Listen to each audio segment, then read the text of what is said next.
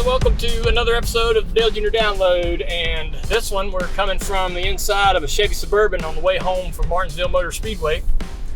I'm sitting here with Mike Davis, my co-host. How you doing, Mike? I'm doing well. Driving us. Yep. Alex is in the car. And, hey, Alex, come on, you can do better than that. We just got done driving some laps with the MX-5 at Martinsville. We didn't get to drive all day, but we ran, 15, 20 laps. Yep. Had a blast. Got up to speed, I thought, pretty quickly. I don't know what the fast time was, but thought my laps were getting close to competitive. And then Labonte comes out on the track. Got to run with him a little bit and felt good about that. That was cool. Yep. Yeah. He'd been here all morning running a little bit, so I felt pretty good about how I was against Bobby. His car wasn't handling as well as I think he'd like. He's very loose.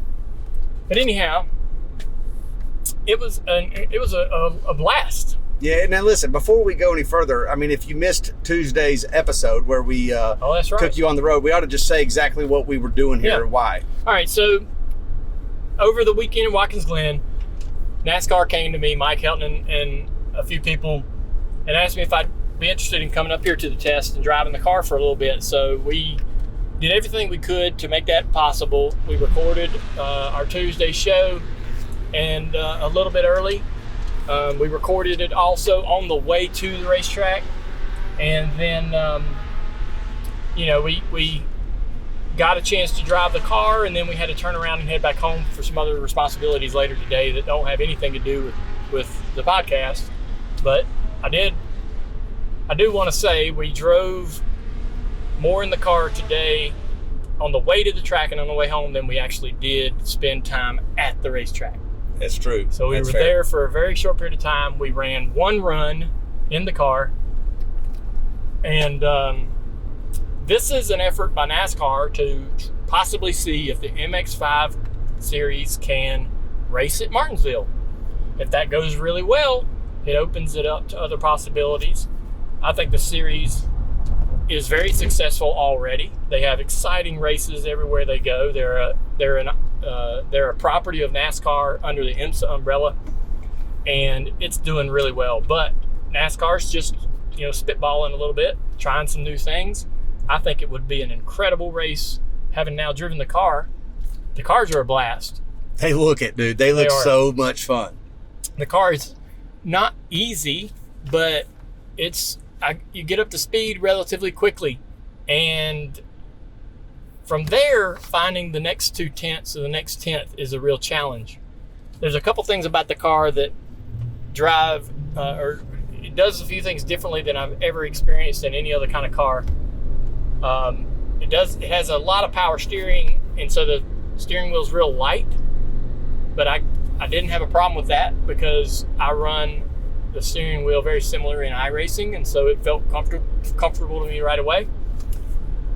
The braking. So this car feels like it's like push button braking. Oh, a lot of brake. When you touch the brake pedal, just touch it. Touch it with your finger, and it will stop the car on a dime. Oh, wow. That would have taken a few laps to get used to, it's right? It's like pushing a button, brakes automatically. And so you got to be very careful not to overbrake. And you want to slow it down with a little bit of brake, but it's very, very light. And so trying to adapt to that was toughest. The downshifts, so we run second and third gear around the corner, around the track. The upshifts are easy. You don't have to lift. You just pull it into gear. You don't have to lift off the gas, Mike. The downshifts, it auto blips for you. You can help it, which I'm used to blipping the gas a little bit, so I helped it a little bit. Mm-hmm. But if you shift too early, the car can step out a little bit, but it's not really it's not a massive challenge, but there's these, like, trying to go as fast as I was is not going to be good enough. You're going to have to find another 10th or two, and I think finding that other 10th or two is going to be the biggest challenge, and it's in the brakes, it's in the downshifts, it's in trying to enter the corner and get back to the throttle as soon as possible. They don't have a lot of power, and so trying to get out of the corner is really important. If you overdrive the entry and hurt the exit, it's going to be a slow lap. Now, when I went down into turns, I think it was 1 and 2, to watch you as you were doing those laps, I did see your hands sawing a little bit. I'm assuming this is in the middle while you're downshifting. Is that right? Yeah. In the middle of the turns? A little bit of that, and the car is trying to spin out, so the car is really edgy. Yep. So it's kind of loose, and it's really easy to make that happen in turn 3. Turn 1, it's a little tighter. But if I tried to get more entering 3, I always swung the back in the middle of the corner, and it hurt the whole lap. So I learned that to put together the best laps, it was all really about trying to get to the throttle sooner. So giving up entry and getting to the gas and driving the car off the corner, especially when I was behind Bobby.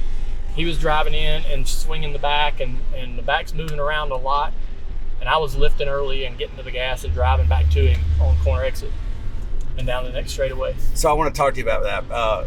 So you ran, I would say, maybe 10 laps, maybe 5 to 10 laps before Bobby actually came out on the track. So you were on the track by yourself. Yeah. Did you know he was coming out on the track? No. Were you ready for another car to be around you? Yeah. Okay. And so you didn't know, but he comes out there. So when you guys went out there, like, what was that like racing now? I mean, because again, you were just in the car for just a few minutes. It's super brief. Oh, yeah. So for me, I was like, man, I don't know if that's enough time for me to get acclimated to a race car. Well, we went around. I went, when Bobby come out, I slowed down to get behind him because he's been here all morning. I wanted to see what he had learned. And so I slowed down to stay behind him. He gets going. I followed him a few laps, saw what he was doing, made some changes to what I was doing. And then I went by him and just started running laps alone. And he was struggling with it. His car was really loose. And so,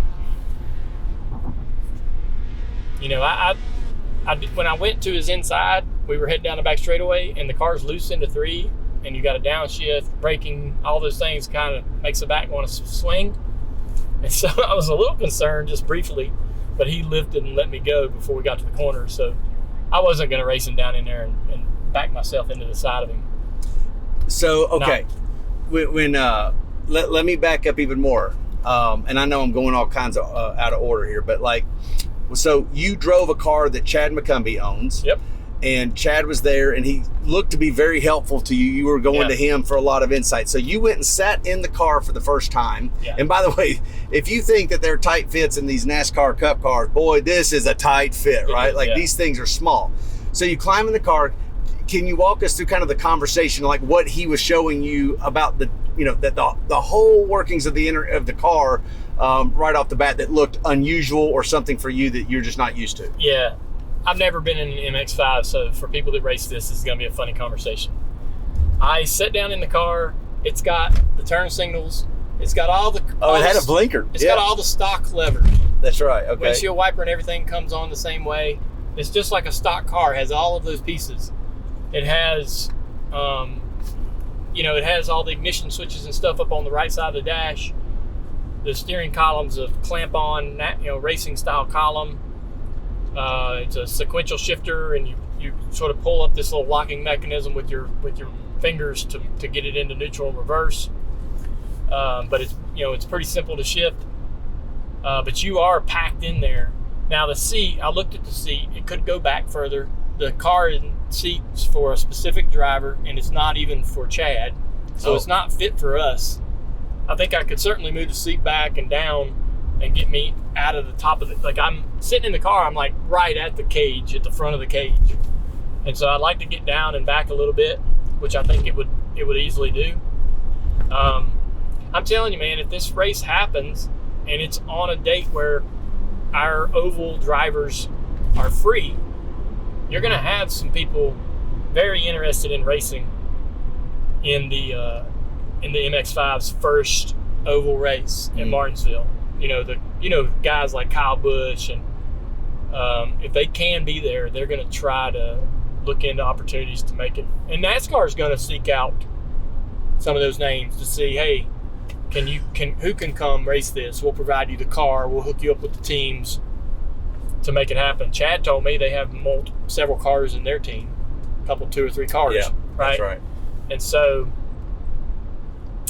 it's certainly interesting. I think it would be a blast to race in that race, and they're really fast through the corner. They don't go super quick down the straightaway, but they really don't. But like as you were saying on the Tuesday podcast, in those cases, that sometimes means you can actually get to the corner a whole lot better without as much brake because you're not carrying as much speed into the turn. Well, that certainly was the thing I noticed right off the bat. That these things, they're not going super fast down the straight, so the way you rolled them through the corner was definitely different. Something that.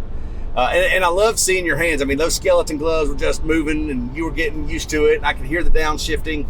But then once Bobby got out there, you started looking like you were in the groove. Then you started really kind of finding your own. So did you come in on your own, or did they call you in? What you were radioed? Yeah, I just decided to come on in. Okay. I ran a lot of laps and got the tires pretty warmed up. Gotcha. And so I couldn't get back to my fast time. That's kind of the only reason I would have stayed out there, is if I was like, okay, I can better my best lap. And so I'd gotten the tires kind of hot and slick, and the car's kind of lost a couple tenths, and I decided, if I can't beat my best time, I'm going to come in and think about it. Okay. I knew we didn't have all day to be messing around. All right. So you were talking to those guys. I was talking to some folks. Do you have a sense on what the verdict is on whether these cars can actually race the oval? Like, are they feeling like, yes, the test was successful enough to where this will for sure happen? Yeah, they thought that yesterday. First handful of, I think by lunchtime, Chad McCummey and those guys were feeling like that this was going to be a good thing and absolutely doable, no questions. The only thing that I was talking to Chad about was, if you're going to do something, you're going to take something out of its natural environment, right, and bring it somewhere unusual. You got to check off the safety stuff, like brakes. Are the brakes going to hold up, or is anything about the tire going to be a problem? Is it going to blister? Is it too soft? Those type of things. I don't think this is an oval tire. It shouldn't matter, but you just got to make sure that nothing would happen during the race that would make it, give it a black eye or make it a failure. And I think they answered that stuff yesterday early, and they already had confidence in brakes and all those things, but just taking something out of its natural environment into a different situation, you just got to make sure you check all those boxes first.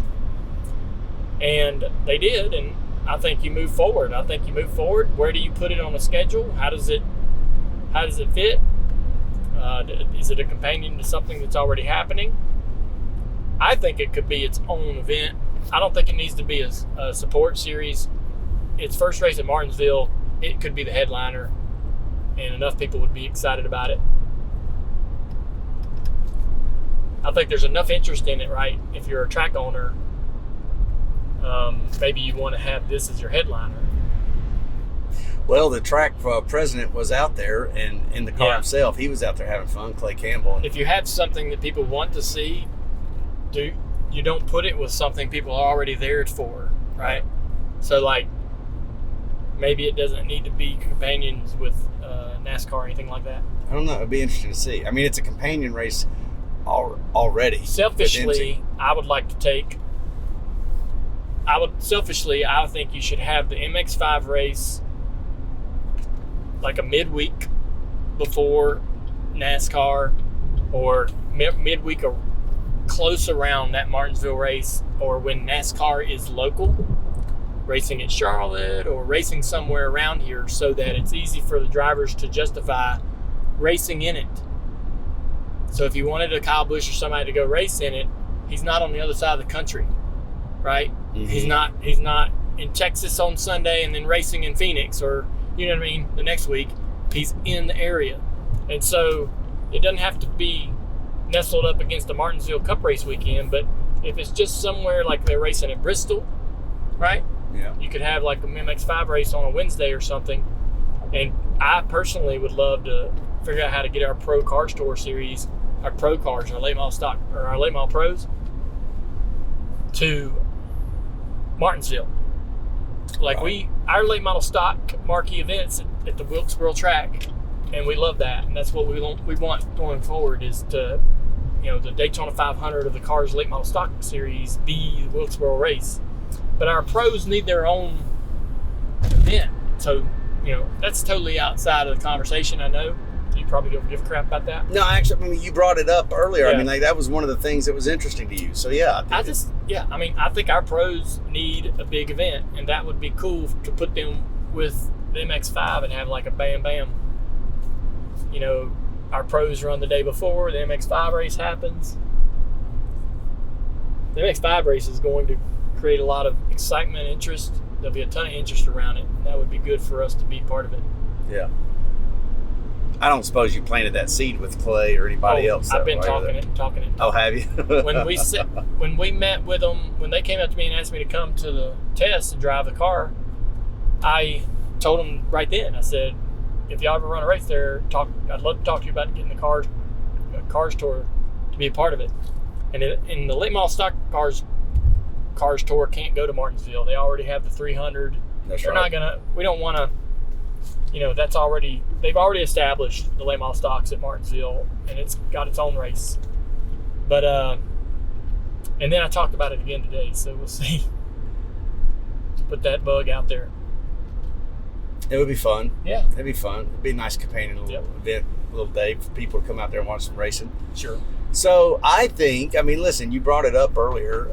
We spent more time on the highway than we did on the racetrack, but I think it was well worth it. I thought it was fun, and yeah, we've done crazier things. We've gone further distances for something that might not have made the fullest of senses. But the fact of the matter is that you went out there, turned 20 laps or so. That was worth it. It was a fun day. Thanks, I appreciate it. I'm glad everybody came along. We got a car full in this Suburban. We do. I appreciate everybody coming. It was a lot of driving for a very small amount of content, but I was going to probably end up coming up here anyways. And so I'm glad we somewhat documented the experience, man. Those MX-5 cars are a blast. I don't want to say they're easy to drive, but they're not. They're blast. They're technical. To be good was fun, but to be great would take some work. Sure, like anything. Yep. And so I hope that they get something going